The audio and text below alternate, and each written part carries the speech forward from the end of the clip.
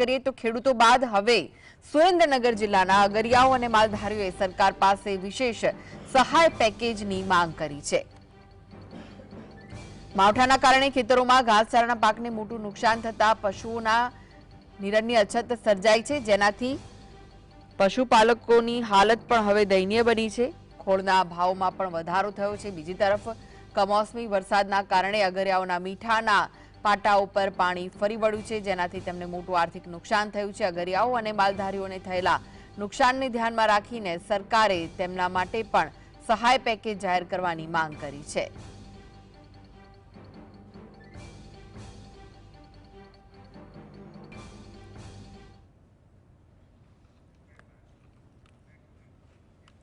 તો વધુ વિગતો માટે જોડાઈ ગયા છે સુરેન્દ્રનગરથી સંવાદદાતા ફઝલ।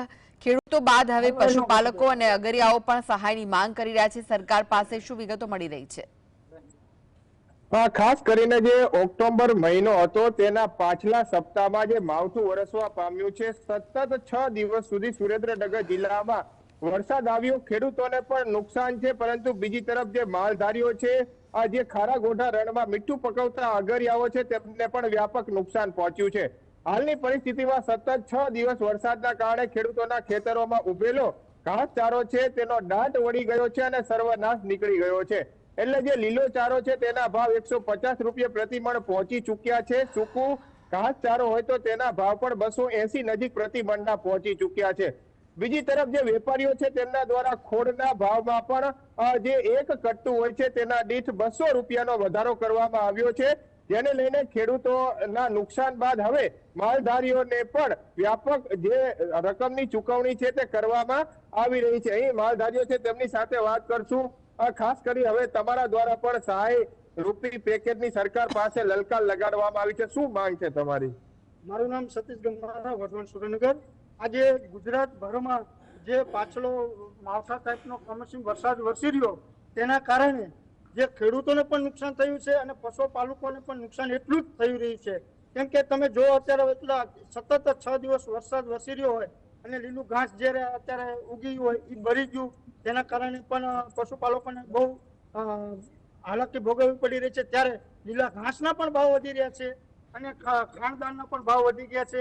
ત્યારે આ ગુજરાત સરકારને અમે બે હાથ જોડીને પશુપાલકો અને માલધારી વચ્ચે એક વિનંતી કરી રહ્યા છીએ કે જેવું તમે ખેડૂતોને પણ સહાય કરી તેવી પણ અમારા પશુપાલકો અને માલધારીઓને પણ સહાય કરવામાં આવે તેવી અમારી ફૂલ માંગ છે અને સરકારને વિનંતી કરી રહ્યા છીએ।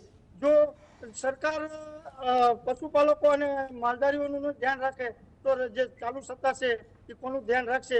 તો આ સરકારને અમે વિનંતી કરી રહ્યા છીએ અને હાથ જોડીને પણ કરી રહ્યા છીએ કે અમને સહાય પેકેજ જાહેર કરો, આર્થિક મદદરૂપ જાહેર કરો, એવી અમારી માંગ છે। અન્ય માલધારી તેમને પૂછશું, ખાસ કરી અત્યારના ભાવ કેટલા છે ઘાસચારાના અને પહેલા કેટલા હતા અને માવઠા પછી કેવી અસર છે? મારું નામ મોટાભાઈ મુરજીભાઈ કટોડિયા। હાલના સમયમાં જે અત્યારે ચાલી રહ્યું છે કમોસમી માવઠાના વરસાદના હિસાબે પશુપાલન અને માલધારીને બહુ મોટું નુકસાન આવ્યું છે।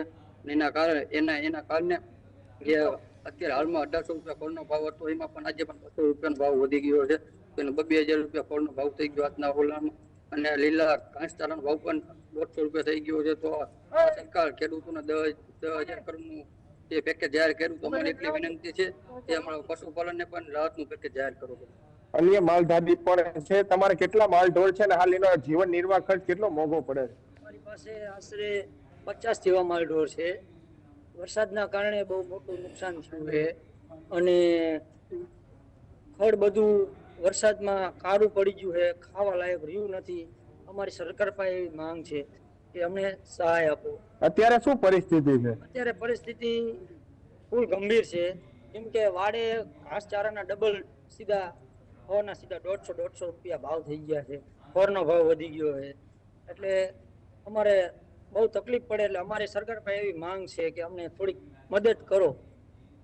ખાસ કરીને જે અગરિયાઓ છે, જિલ્લાના અંદાજિત 2 લાખથી વધુ માલધારીઓ છે, તેમને વ્યાપક નુકસાન પહોંચ્યું છે, કારણ કે જે પાછોતરો વરસાદ પડવા પામ્યો છે, માવઠું થયું છે, જેને લઈને હાલના તબક્કામાં આ જે ઘાસચારો છે, ખોળ હોય અને જે પશુ ઉપયોગમાં આવતા ચારા છે તેના ભાવોમાં વધારો થઈ રહ્યો છે, જેને લઈને પશુપાલકોને વધુ રૂપિયા આપી અને ત્યારબાદ આવા ચારા અને ખાણ અને ખોળની ખરીદી કરવા મજબૂર બનવું પડી રહ્યું છે. સરકાર તેમની સામે જોવે તેવી માલધારીઓ દ્વારા માંગ કરવામાં આવી છે. બીજી તરફ રણના અગરિયાઓના પાટા પણ ધોવાઈ ગયા છે, ત્યારે સરકાર તેમની સામે જોઈ અને તેમના માટે પણ સ્પેશિયલ બજેટ ફાળવી અને ખાસ કરીને સહાય રૂપી સંધિયારો આપે તેવી સુરેન્દ્રનગર જિલ્લાના માલધારીઓ અને અગરિયા પરિવારજનોની હાલ માંગ ઉઠવા પામી છે.